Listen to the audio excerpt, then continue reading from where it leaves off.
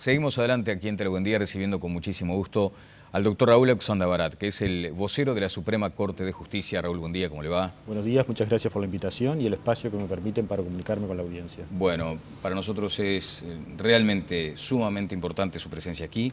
En atención a lo que hemos dicho ya en algunas otras oportunidades, la figura del vocero en la Corte de Justicia ha sido un cambio notable, notorio desde todo punto de vista en materia de comunicación, de temas tan áridos, de terrenos tan complejos. Así que valoramos y creo que me tomo la arrogancia de hablar en nombre de varios colegas, ha sido, bueno, determinante su función. Así que le agradecemos mucho, Raúl. No, el agradecido soy yo por la apreciación. Bueno, Oxandabarat, varios asuntos tenemos para tratar. Si le parece, vamos a hacer un antecedente de este último caso fuertemente polémico que tiene que ver con este ladrón indemnizado en el departamento de Salto. El hecho ocurrió, según lo recuerda el matutino salteño El Pueblo, en el año 2007. El delincuente, un joven de 22 años, quien en aquel entonces se encontraba en régimen de salida transitoria, estando procesado por otro delito, ingresó a la finca de un militar retirado a robar. El propietario se percató de la presencia de este y de inmediato tomó una pistola y salió corriendo al patio, donde le gritó que se detuviera, efectuando un disparo al aire. Tras no hacer caso a la advertencia, se abalanzó sobre el propietario de la vivienda, momento en el que el morador disparó impactando en el cuerpo del intruso. Luego la justicia determinaría que éste no portaba armas. Como consecuencia del hecho, quien disparó el arma fue procesado con 2 años de prisión, pero ahora, tras los reclamos de familiares del delincuente, que producto del disparo sufrió una severa discapacidad, la jueza Raquel Gini hizo lugar a los mismos y condenó al autor a pagarle a quien ingresó a robar a su casa una indemnización de $24.000 por daño moral y material. Bueno, hubo como una primera reacción, por ejemplo, a través de las redes sociales, cuestionando esta decisión por entenderla justamente injusta. Sin duda, y esto ocurre porque el modo en que se presenta a nivel de los medios de comunicación, si ustedes simplemente leen el titular a 2 líneas, donde básicamente dice esto que acabamos de mencionar, ¿verdad? Es decir, que entra un ladrón a la casa de una persona, la persona toma un arma, le dispara a ese presunto ladrón, lo hiere y en definitiva termina teniendo que pagar una indemnización justamente por las serias lesiones que le produce el proyectil que le ingresa por una axila y le lastima la columna vertebral. Si nosotros nos manejamos simplemente con esa información general y no entramos en el fondo del asunto y en los detalles, sin duda podría parecernos absurda esta resolución. Sin embargo, espero poder tener un minuto para poder explicar profundamente este punto. Bueno, precisamente a eso apuntamos, doctor. Se trata de una sentencia civil, fue dictada en este mes de septiembre. Una cosa que quisiera agregar antes que nada es la importancia que tiene la actitud de la persona que termina siendo condenada, ¿verdad? Se trata de un militar retirado que fue condenado a pagar una suma aproximada a los $25.000, no solamente a la persona sobre quien disparó, que es el joven de 20 y pico de años que termina con una lesión importante, en realidad está parapléjico, sino a su familia por asunto de daño moral. Queríamos decir justamente la actitud de esta persona, que no apela a la sentencia, ¿verdad? Muestra conformidad con esa decisión, no apela a la sentencia. Podía haber apelado a la sentencia si consideraba que era absolutamente injusta y obligar a la revisión por parte de un tribunal de superior jerarquía. Ese es su derecho fundamental y no lo hizo, supongo yo, asesorado debidamente por sus letrados patrocinantes. Y además de eso, a los pocos días de que se dicta la sentencia y se notifica, llega un arreglo con el joven sobre quien había disparado y la familia, liquidan la sentencia, es decir, determinan exactamente cuál es el monto en pesos uruguayos y él se obliga a pagar. ¿Era una primera instancia, Oxandabarat? Exactamente, era la primera instancia y como digo siempre, todos tenemos el derecho a que un tribunal de superior jerarquía revise la sentencia si la consideramos injusta. Esta persona no hace uso de ese derecho, se conforma con esa primera instancia y se dispone a pagar esa obligación y es más, acuerda con la otra parte el pago. Eso nos da una idea de la conciencia que toma esta persona, en definitiva, de que ese fallo no tiene o no debe ser tan injusto como aparece en la apreciación popular, ¿verdad? Porque la persona implicada no hace uso de sus derechos y, en definitiva, se conforma con ese dictamen. Es un cold case, digamos, ya está, caso cerrado. Ahora es un caso cerrado porque nosotros llamamos cosa juzgada, ¿verdad? No hay forma de revisarlo. Hay que entender, además, que aquí hay 2 aspectos del tema. Un aspecto penal, que tiene que ver con el hecho de si existió o no legítima defensa. La jueza penal que actuó en ese momento, 5 años atrás, entendió que efectivamente aquí no hay legítima defensa y vamos a dar una explicación muy breve de por qué no la hay, ¿verdad? ¿Por qué no hay legítima defensa? Bueno, no la hay porque en el momento en que esta persona dispara sobre el joven que va ingresando a su domicilio a través de un pasillo lateral de la casa, no está en una posición en la cual haya un riesgo inminente para su vida, para su integridad o para sus derechos. No hay que olvidar además que esa era su casa, allí residía esta persona con su madre, etc. Cuando uno reacciona y efectivamente está defendiendo sus derechos y hay además un riesgo inminente por la posibilidad de que se dañen esos derechos para su integridad y para su vida, entonces eventualmente puede considerarse que reacciona en ese marco que se llama la legítima defensa. Si yo estoy en superioridad en ese momento, no hay un riesgo inminente para mí, pero igualmente hago uso, en este caso la superioridad consistía en un arma de fuego que era una pistola de 9 milímetros, hago uso igualmente de esa superioridad, en este caso de arma de fuego, a pesar de que no era necesario, lo que nosotros llamamos una reacción no proporcional, entonces no calzo en la legítima defensa y lo que hay en definitiva, que fue lo que dictaminó la jueza, es un delito de lesiones gravísimas. Correcto.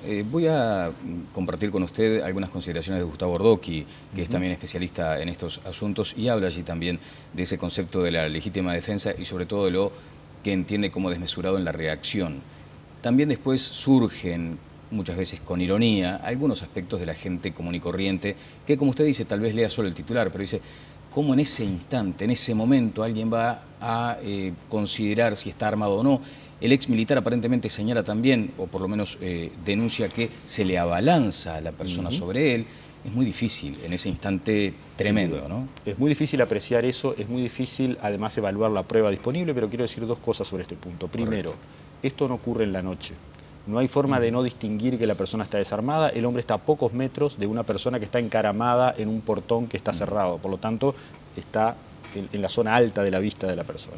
Es mediodía prácticamente, o sea que la luminosidad es clarísima. Esta persona solo trae un casco en la mano, no hay forma de confundir el casco con un arma, etc. Todo esto se suma al momento en que el juez evalúa las cosas y además de eso, en el expediente aparece la declaración de un policía que llegó luego de producido el hecho y escuchó a ambos decir algunas cosas que en definitiva aportan luz sobre lo que pudo haber ocurrido. Y acá el juez trabaja sobre la hipótesis, porque imagínense que ninguno de los dos protagonistas dice exactamente lo que ocurrió. Claro. Se duda de que haya tiro al aire, ¿verdad? La hipótesis más probable es que esta persona efectivamente dijo alto, inmediatamente disparó, no hubo tiempo entre el alto y el disparo y no hubo ningún disparo al aire. Esa es la hipótesis más probable del hecho, porque en definitiva, si bien uno dice una cosa y el otro dice otra, lo que tiene que hacer el juez es tratar de hallar la versión más fidedigna posible de lo ocurrido. La reconstrucción indica eso, ¿verdad? Que esta persona ingresaba, según esta persona dice, a efectos de realizar sus necesidades fisiológicas en el interior, lo cual es absolutamente descreído por la justicia. La justicia entiende que esta persona pretendía hurtar, que la otra persona en definitiva sale en principio a defender su propiedad, pero se excede en la reacción cuando en realidad lo que debió hacer es, en este caso, por una cuestión de racionalidad en ese medio empleado, no disparar directamente a la persona sin ningún preámbulo entre esa voz de alto y la posibilidad de que el otro pudiera, por ejemplo, huir. Correcto. En esta dirección va precisamente Gustavo Ordocchi, lo escuchamos. Desde el punto de vista estrictamente de derecho civil hay que tener mucho cuidado en no hacer prejuzgamientos de situaciones que uno no conoce al detalle. Pero si todo es como se dice, en definitiva de lo que se trata es de una legítima defensa mal ejercida, como consecuencia de la cual una persona le genera un daño a otra y finalmente esa persona termina siendo procesada y no solamente procesada, sino que a su vez tiene que asumir las consecuencias de los daños que le causó al ladrón. Esto a prima facie puede parecer un poco exagerado que se diga cómo alguien que venía a robar termina siendo resarcido, pero en realidad la situación es completamente distinta, porque para la justicia esa persona que vino a robar terminó siendo la víctima, porque no hubo una relación correcta entre lo que fue la defensa y la agresión del ladrón. Entonces, como la legítima defensa no fue bien ejercida, el ladrón termina siendo víctima para el derecho. Y entonces el que le dispara termina no solamente siendo procesado, sino condenado a resarcir los perjuicios. En este sentido, Ordocchi agregó que en casos parecidos, el monto de indemnización puede rondar los $30.000 de $50.000. La cifra no sorprende en lo más mínimo, hay parapléjicos, nosotros hemos participado en casos. Fíjate tú lo que es una persona parapléjica que no puede más desarrollar sus funciones vitales, se le generan daños no solamente a los parientes, se le genera daño a él, se le genera daño a la vida de relación, daño moral, daño existencial, todo lo que es su entorno. Es una persona que deja de operar como tal en su núcleo social. Evidentemente que la ponderación del equilibrio entre la agresión y la defensa hay que analizarlo en cada caso, y ahí es donde el que nos escucha puede considerar que es desequilibrado, pero hay casos y casos. Bueno, daño moral y daño existencial. También para nosotros los comunes, muy difícil de comprender dónde puede estribar la decisión del juez para hablar de daño moral en una circunstancia de estas características. Bien, la primera cosa que quiero comentar es, naturalmente, las apreciaciones de Ordoqui exceden por su capacidad técnica las posibilidades de comentarla. De todos modos, me parece, para complementar lo que acaba de decir, que es perfectamente entendible y además está naturalmente correcto, es que la jueza entendió que aquí había lo que nosotros en derecho llamamos concurrencia de culpas. La jueza no dice que toda la culpa es de quien se defiende en su casa con una pistola. La jueza dice otra cosa, y hablamos aquí de la jueza civil. La jueza dice que hay concurrencia de culpas, hay culpa de ambas personas. De alguien culpa que del joven que entra sin autorización, presumiblemente a cometer un hurto. Si bien eso no quedó exactamente demostrado, porque el joven no quiere admitirlo, naturalmente que la jueza sospecha que la intención de ese joven al ingresar era hurtar. Y por otro lado, culpa de la persona que en su reacción se comporta, como acaba de decir el doctor Ordoqui, en forma desmedida, en forma irracional, en forma no proporcional a la defensa que tenía que, en este caso, llevar adelante, dada la situación en la que se encontraba. Doctor, aún en un escenario de alta tensión, digamos. Estamos de acuerdo, pero no olvidemos que esta persona es una persona entrenada, es un militar de carrera durante muchos años, conoce de armas, sabe el daño de las armas, sabe manejarlas, estaba en una posición de alguna forma segura o firme, porque él era el que estaba armado y estaba apuntando directamente a una persona que no tenía armas y que no las había exhibido, porque naturalmente no las tenía, y por lo tanto debió reaccionar de otro modo. Se esperaba, desde el punto de vista del razonamiento del juez, otra reacción que no fuera directamente disparar sobre esta persona y producirle esta lesión. Bueno, se supone que el militar tiene otro temple, digamos. Eso también cuenta, porque como acaba de decir Ordoqui, la ciencia del impartir justicia es la ciencia del caso concreto, es decir, es la ciencia de estudiar las circunstancias de ese caso y no de otro. Y además es la ciencia de no generalizar, sino de asegurarse de que todas las circunstancias y detalles de ese caso tengan peso al momento de la decisión del juez. Naturalmente, no tenemos por qué compartir todas las decisiones de los jueces. Lo que sí tenemos que tener todos, y hablo en este sentido para la audiencia, es la conciencia de que ya sea que la decisión del juez se ajuste o no a lo que nosotros pensamos que es, en definitiva, lo que esperamos sea justo, siempre tenemos la posibilidad de que alguien más revise esa resolución y nos asegure que haya justicia en la misma. Correcto. Quiero insistir en esto. Sí. En este caso, esta persona no hace uso de ese derecho y, por lo tanto, eso nos da una idea de cuál es la apreciación de esta persona en relación a la justicia o no de esa decisión. Avala una decisión que a las luces de quienes no estuvimos involucrados parece Por eso digo absurdo. que eso tiene un peso muy importante al momento de entender las actitudes personales que asumió cada uno en esa circunstancia concreta. Oxana Barat, cuénteme respecto a lo que le decía, eso de ponderar el daño moral. Sí, el tema en este caso es el siguiente. Cada uno, como habíamos dicho, concurre en su culpa un 50 y 50%. Y hay una serie de daños que se producen, en este caso, al joven que había ingresado, que en definitiva tienen que ser resarcidos no en su totalidad, sino justamente en la proporción en que la persona lo produce, correcto, es decir, en un 50%. Bien, una precisión, y disculpe que lo interrumpa. Estaba en libertad condicional, digamos, joven, ¿no es cierto? Lo cual no significa que esto implica una reducción en sus derechos. Claro, ¿verdad? Es decir, tenía antecedentes, digamos, que no influían a esta hora. Tener antecedentes, estar fugado o cualquier otra situación, en definitiva, que produzca un registro a nivel penal, no implica la reducción de los derechos de nadie. Y con esto quiero ser claro, porque en definitiva uno cree que si se trata de un ladrón, uno lo puede tratar distinto a que se trata de cualquier persona honesta. Y en este punto, el derecho, o por lo menos el derecho en el caso concreto, no hace diferencia. Es decir, ya sea que se trate de una persona honesta y trabajadora o de un ladrón que está fugado, esa persona permanece o tiene inmanentemente sus derechos como cualquier otra, independientemente de las acciones que haya tomado, porque en definitiva la posibilidad de castigar es solo del Estado. Bueno, ahí vamos nadie la puede tomar moral en sus manos propias y en ese caso tomar justicia por mano propia y decir, como esta persona es un ladrón, yo la voy a tratar de un modo más violento o agresivo, o le voy a reducir los derechos que tiene. Bueno, desde el punto de vista de la racionalidad del derecho, independientemente de la emocionalidad que pueda provocar en el público en general o en la audiencia este tipo de cosas, lo que tiene que razonar el juez es justamente un aspecto racional del tema. Debe reconocer que todos estamos en un plano de igualdad en los derechos y por lo tanto, cualquiera sea la situación en la que tengamos que juzgar esto, a cada uno le debe ser reconocido ese derecho. Entonces, un aparente inmoral que atenta contra la propiedad privada del otro también tiene moral para ser resarcida en una situación de estas características. Ahí está. El tema de la moral no quiere decir, está bien esa pregunta, pero es muy buena esa pregunta, porque nosotros en el lenguaje coloquial entendemos que tener moral es tener valores. Claro. Uno por sus propias actitudes y reconocimientos, la buena fama en el lugar donde desarrollamos nuestra actividad. En este caso, el daño moral no significa exactamente eso. El daño moral en este caso significa aquellos daños que no son físicos, como por ejemplo el hecho de que haya ingresado la bala, golpeado en la columna y haberle producido paraplegia. Está muy bien la precisión. Es decir, ese es el daño físico. Puede haber daños patrimoniales, pérdida en mis bienes o en mi fortuna, claro, y esos serían daños patrimoniales. Y el daño moral es todo aquel daño que no puede ser catalogado fisiológicamente, es decir, que es el daño a mi aspecto psicológico o a mi aspecto espiritual. Bueno, ese es el daño moral. Está muy bien la precisión. Otra cosa que llamó la atención y llamó en algunos casos hasta a la broma es aquello del lucro cesante. ¿Cómo se calcula el lucro cesante de un ladrón? Cuya única actividad era esa. Exactamente. Si no recuerdo, les quiero mencionar otra cosa. La sentencia completa está colgada en el sitio web del Poder Judicial. Para los más curiosos, para los que tienen interés, ingresan al sitio oficial del Poder Judicial, van a ver que existe una nota con un pequeño resumen sobre el tema y está la sentencia completa para poder leerla. Si mal no recuerdo, la sentencia no menciona lucro cesante. Lo que sí menciona son los gastos médicos producidos por la internación de este joven, por el hecho de que la madre debió abandonar la familia y cuidarlo durante mucho tiempo, etcétera.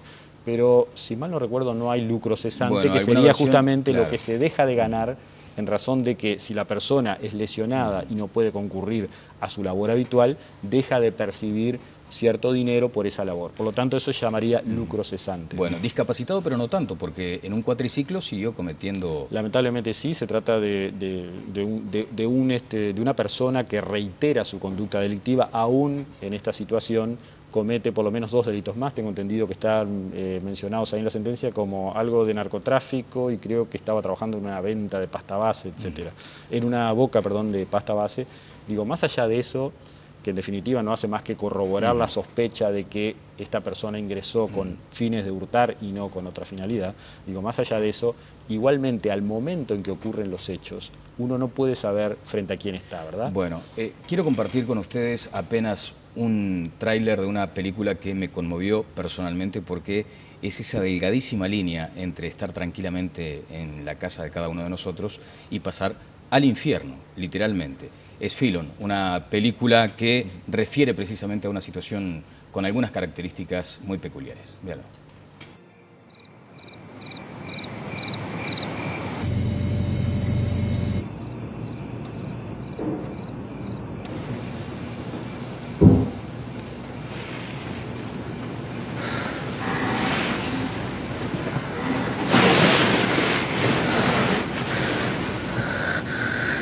Somebody's in the house.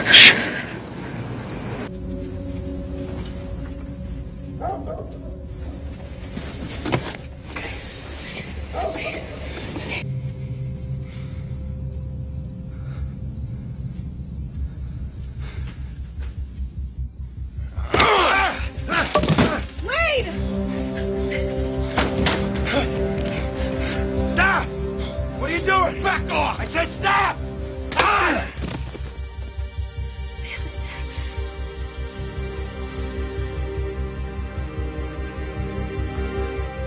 Esta película, Wade, que es este empresario que estaba tranquilamente durmiendo en su casa con su esposa y su hijo, un empresario exitoso, escucha ruidos en el jardín, sale y se encuentra con esta situación de un ladrón que ingresa a su casa, le pega con un bate de béisbol. El tráiler que sigue en la película tiene que ver con su ingreso a la cárcel y el cambio de su vida para siempre. Entonces hay quienes preguntan acá, porque crece la indignación, dice, bueno, pero si entran a su casa, por ejemplo, Raúl, ¿cómo reacciona usted?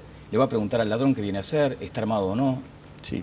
Más de una vez me he enfrentado a esta situación, ¿verdad? Cuando uno habla de derecho, habla de racionalidad, termina alguien preguntándole, levantando la mano en muchas de las reuniones y preguntándole, ¿y usted qué haría si le tocan un hijo, si le ingresan en la casa? Bueno, la primera cosa que les voy a decir, sí, lamentablemente sí, ambas. No solamente tuve inconvenientes en mi propio domicilio, sino en 2 oportunidades robaron a mi hijo, en una oportunidad, no, 2, perdón, robaron a mi esposa, etc. O sea, en esto soy un ciudadano más como todos ustedes. Ocurre que cuando nosotros tenemos que hablar de esto, y digo nosotros los que nos dedicamos al derecho, tenemos necesariamente que hacer una apelación a la razón. ¿Por qué? Porque el derecho no solo regula ese punto en particular que es mi derecho a estar tranquilo en mi domicilio sin que nadie me moleste. El derecho regula la convivencia de todos nosotros. Y por lo tanto, cuando hablamos de derecho, hablamos de la dinámica que implica la existencia del derecho subjetivo de cada uno de nosotros y por lo tanto no solamente, es decir, en esto no hay derechos absolutos, ¿verdad? En esto hay que entender que no solamente se trata de mi derecho desde el punto de vista subjetivo, sino se trata del derecho en un sentido de relación con los demás. Y esto es lo difícil del tema. Por esa razón, muchas veces las decisiones de los jueces terminan siendo objeto de este tipo de críticas, y está bien, nosotros entendemos que sí, que efectivamente todas las decisiones de los jueces pueden ser objeto de crítica y todas las decisiones de los jueces tienen que servir para poner esta clase de debates sobre la mesa, ¿verdad? Claro. Porque es bueno y sano para una sociedad que se debatan estos aspectos. Nosotros no estamos en absoluto opuestos a eso, simplemente tratamos de arrojar luz, por lo menos desde el punto de vista de la justicia, de por qué se dan este tipo de decisiones. Bueno, un policía me dice, pobre tipo, ahora no podrá salir a robar más, ¿te imaginas todo ese daño moral? El pobre tiene derecho de robar cuando quiera, ¿cómo se atreven a hablar de moral? Bueno, ya está bastante claro el concepto de la moral, ¿no? Después me dice también alguien por acá, bueno, es una lástima que se juzgue a veces en forma diferente. Dice, ¿qué van a hacer con el policía, con los delincuentes que le dispararon al policía? ¿También lo van a pagar o no importa? Hay como una sensibilidad, claro, ¿no? Y hay que notar también que hay cierta ironía en los comentarios, ¿verdad? Sí. El que puede hacer ironía es una persona que en realidad no ha sufrido verdaderamente este tipo de cosas. Porque créanme, el que sí las ha sufrido no hace ese tipo de ironías, porque entiende lo complejo que es la vida social y lo difícil que es para los estamentos institucionales y en definitiva para toda la sociedad poder remontarse de este problema que, ojo, no es un problema de Uruguay, es un problema en todo el mundo. Claro, bueno, estamos hablando, ahí, acabamos de ver una película norteamericana donde en un país de primer mundo, en el campeón de la democracia, ocurren exactamente este tipo de hechos como pueden ocurrir aquí. Acá hay un mensaje muy correcto, dice, sería muy justo a nivel legal, pero es un pésimo mensaje el que recibe toda la población y un buen mensaje a la delincuencia. Ese es buen punto. El juez no pretende dar un mensaje a la población, ¿verdad? Cuando el juez aplica la ley, pretende simplemente en ese propósito tan humano que todos tenemos adentro de tratar de impartir justicia. Podrá equivocarse, podrá no hacerlo. Lo que yo les quiero asegurar es que el espíritu de lo que el juez hace es justamente lograr la justicia.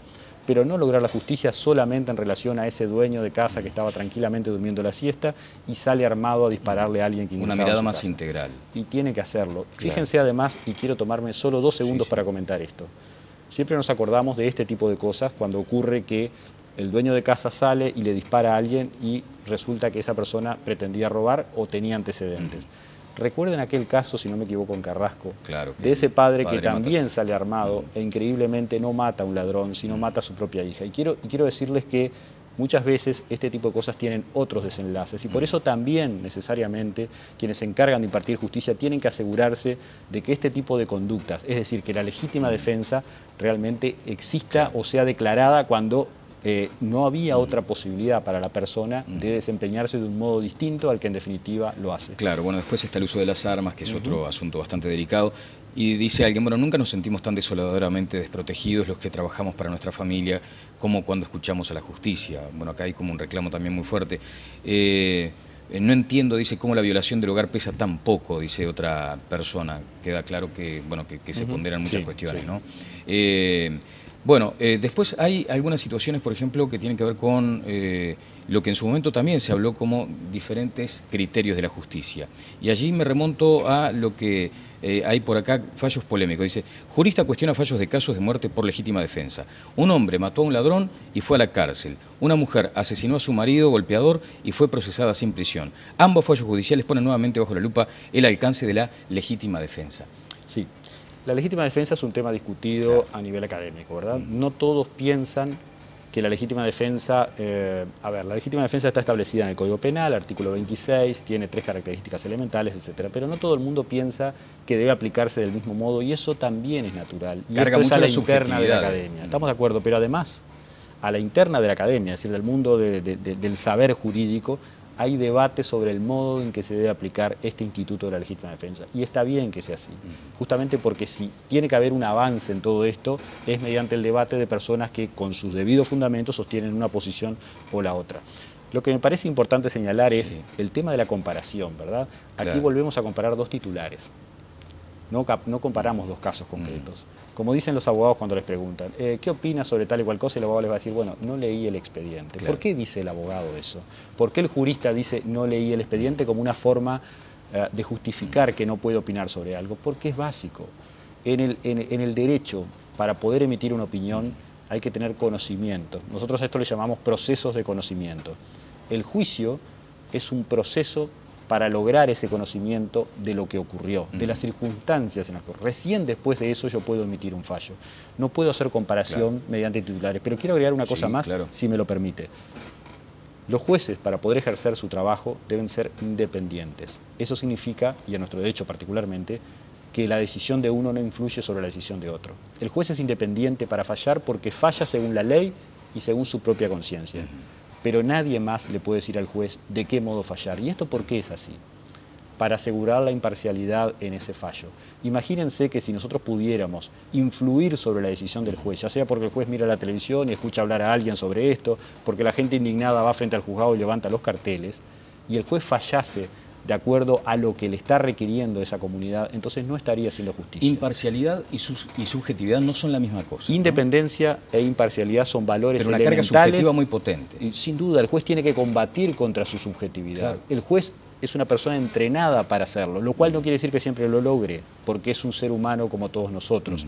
Lo que quiere decir que el juez tiene un entrenamiento y se exige a sí mismo tratar de evitar esa subjetividad, esa emotividad, y arrancar por el lado racional, entendiendo en definitiva el derecho como una norma de convivencia, no como una norma de protección de derechos subjetivos. Raúl, nos quedan apenas unos minutos, Adelante. pero querría ir a una crónica en su momento del País. Dice, primero, el 10 de febrero, ya de este año, ¿no? El juez de Ciudad de la Costa, Juvenal Javier, envió a prisión a un ciudadano suizo que ultimó de un disparo a un hombre que intentaba robarle su camioneta estacionada en el jardín de su casa de Lagomar, un caso sumamente conocido. 4 días después, el 14 de febrero, la jueza de Montevideo, Adriana de los Santos, dejó en libertad a una mujer que mató a su marido de un disparo de escopeta al concluir que actuó en legítima defensa, ya que el hombre la venía amenazando a ella y a sus hijos desde fines de diciembre. Al siguiente día, pero en este caso en San Carlos, la jueza Adriana Navarro procesó sin prisión a una mujer que tras soportar agresiones de su pareja durante 14 años asfixió a este hombre mediante la técnica de hacerle creer que se trataba de un juego sexual. Entonces por eso le decía, ¿no? Muchas veces la subjetividad o la libertad del juez determina hablamos de cuestiones casos contradictorias. distintos y hablamos de jueces distintos, Claro. lo cual no quiere decir que todos los jueces hayan hecho bien su trabajo. Lo que quiere decir es, esto es muy complejo y difícil de dilucidar. Yo quiero terminar con un comentario final que es, acabo de leer aquí mismo en el estudio, estaba leyendo diario El Observador, leo una columna de Gabriel Pereira, a quien conozco personalmente, Claro. además él menciona el tema de lo que quiere la gente, ¿verdad? Y él dice, si el gobierno, si las instituciones hicieran siempre lo que quiere la gente, eso sería peligroso, dice Gabriel Pereira. Y yo coincido con él.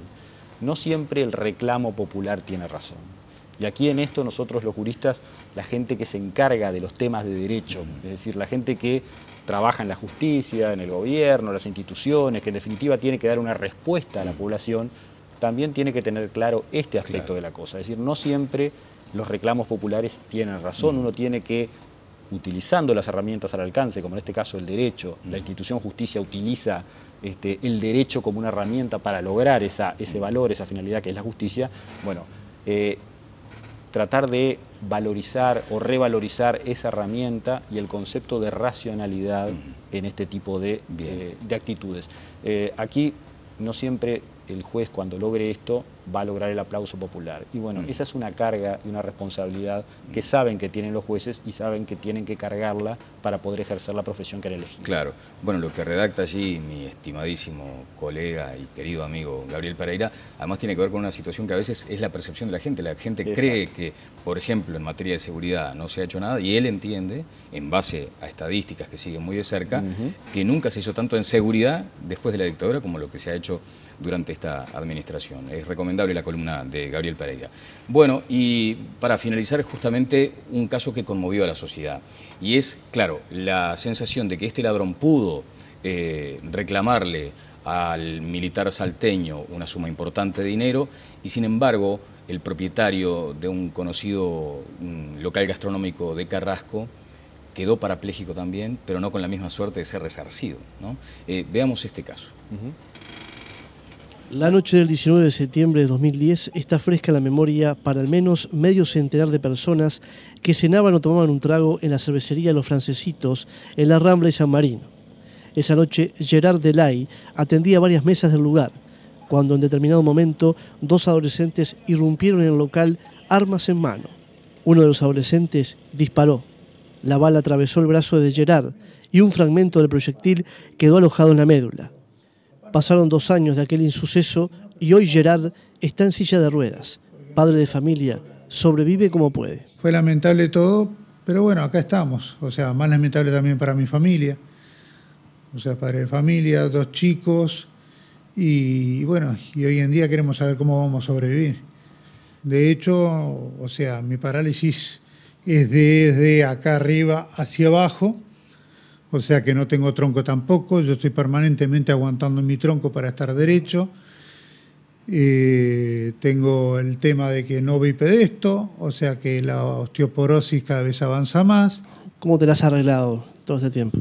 Bueno, en este tiempo, o sea, los que van aguantando la estacada son mis padres. Tengo 2 hijos, un hijo de 18 años, una chiquita de 7. Ella vive con la esperanza que uno pueda caminar. Ella agarra y me dice, bueno, papito, ¿cuándo vas a caminar? ¿Cuándo esto se termina? ¿Cuándo podemos volver a hacerlo de antes?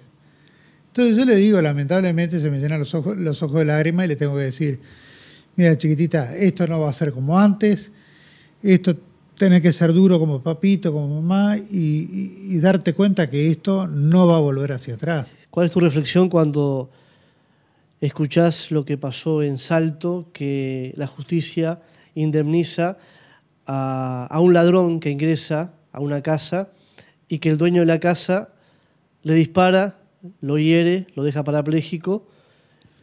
No, o sea, me parece que están totalmente equivocados, o sea, yo no soy juez ni verdugo, o sea, pienso que la persona se defendió y bueno, si se defendió, yo creo que lo hizo bien. No, yo no voy a recibir nada, yo acá estoy y a nadie le importó, o sea, en definitiva, a nadie le importó, o sea, lo que pasó, ya pasó y chao. Bueno, tremendo este testimonio. ¿Alguna reflexión, Raúl? No, es una persona que habla desde el dolor de lo que le pasó y creo que nadie puede imaginarse la tragedia que eso significa. El único comentario que me parece adecuado hacer es, y esto va para la audiencia, ¿no? Para esta persona que naturalmente uno entiende ese dolor y esa tragedia y por lo tanto no voy a hacer ningún comentario al respecto. Pero sí decir a la audiencia que el principio general del derecho sobre el cual se basa el tema del resarcimiento es que cualquier hecho ilícito que cometa cualquier persona genera la obligación, si el hecho ilícito produce un daño a otra, y esto está el tema de la interrelación del derecho, ¿verdad? Hecho ilícito de una persona produce daño sobre otra. Entonces, también produce en esa persona la obligación de resarcir el daño que su acción ha producido. Es básicamente una norma, un principio del derecho civil que es aplicable a todos los casos, incluso a este del que estamos hablando. La verdad es que yo desconozco los detalles, no sé si se dio con el responsable, si el responsable es una persona que tiene en definitiva solvencia para responder, etcétera. ¿Verdad? Es realmente esto que acabamos de ver es trágico, uno lo comprende.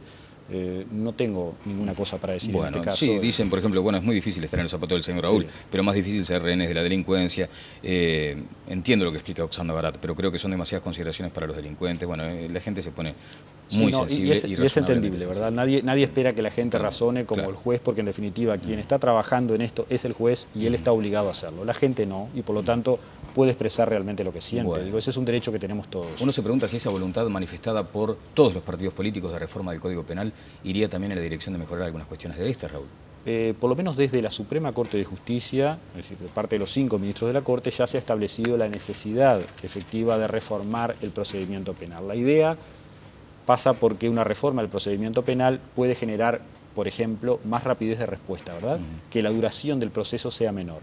Y también una cosa que me parece fundamental, para saltarme todas las otras que deberíamos comentar en esto, es que la posibilidad de reforma del proceso penal generaría un proceso por audiencia y permitiría que la gente pudiera ver con más transparencia, con más cristalinidad ese proceso y de alguna forma, no todas, pero algunas de estas dudas podrían, en definitiva, tener respuesta si la gente pudiera apreciar con más cercanía cómo se produce el proceso penal y cuál es el trabajo que desarrolla el juez en ese proceso. Bueno, tendríamos hasta un canal de televisión, ¿no? Como en Brasil, Justicia TV. Exacto. Emite ese tipo de situaciones. Exacto. Justicia TV hace ese tipo de cosas. Bueno, sí. muy amable, doctor. No, ha sido un gusto. El doctor Raúl Oxana Barat es el vocero de la Suprema Corte de Justicia, estuvo con nosotros en vivo. Vamos a la pausa y seguimos adelante en Tele Buen Día.